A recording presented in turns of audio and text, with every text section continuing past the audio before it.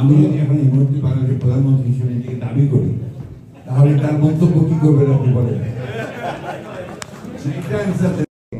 If I claim myself to the Prime Minister of Bangladesh, তাহলে আপনি কি মন্তব্য করবেন? শোনেন, বহুদিন আগে এটা একটা আপনার মানে ঠিক যুক্তিসঙ্গত আপনার একটা বিষয় না। বহুদিন আগে বাংলাদেশের প্রধান বিচারপতি এটিএম আফজাল তিনি শেখ হাসিনাকে বলেছেন রং হেডেড।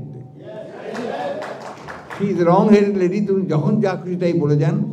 এখন যেহেতু একটা আপনার জীবনের মায়া আছে নিয়ে তিনি আছেন, এতই যদি মানুষের প্রতি ভালোবাসা, বাংলাদেশের প্রতি ভালোবাসা, গণতন্ত্রের ভালোবাসা, উনি ফেস করেন না কেন এসে?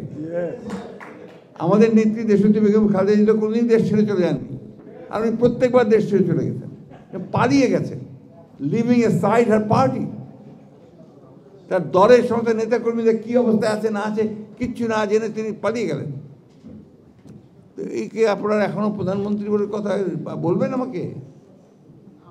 ওই একই কথা হলো তো, যারা বলছে তারা তো সেই অবস্থার মধ্যেই পড়ে। দেশে একটা অরাজকতা সৃষ্টির চেষ্টা আছে, আমি বলছি না যে করছে, অরাজকতা সৃষ্টির চেষ্টা আছে। কারা করছে? ওই পতিত ফ্যাসিবাদ, তাদের যে দুর্নীতিতে অর্জিত অর্থ, তাদের যে আপনার ক্ষমতায় টিকে থাকবার যে বাসনা, এটা নিয়ে যেহেতু শেখ হাসিনা এখন ভারতে অবস্থান করছেন, তিনি মনে করছেন যে তিনি অনেক বেশি সুবিধা পাবেন, এবং আপনাদের এখানে নাকি তিনি বক্তৃতা করবেন শুনলাম আমি, ডিজিটালে বক্তৃতা করবেন শুনেছি, ঠিক নাকি 8 তারিখে আগামীকাল আছে। তো একবারের জন্য আপনার অনুশোচনা পর্যন্ত করেননি, বরঞ্চ আমার মনে আছে উনি একবার বলছিলেন যে আমি বুঝি না আমার অপরাধটা কি। মনে আছে আপনাদের?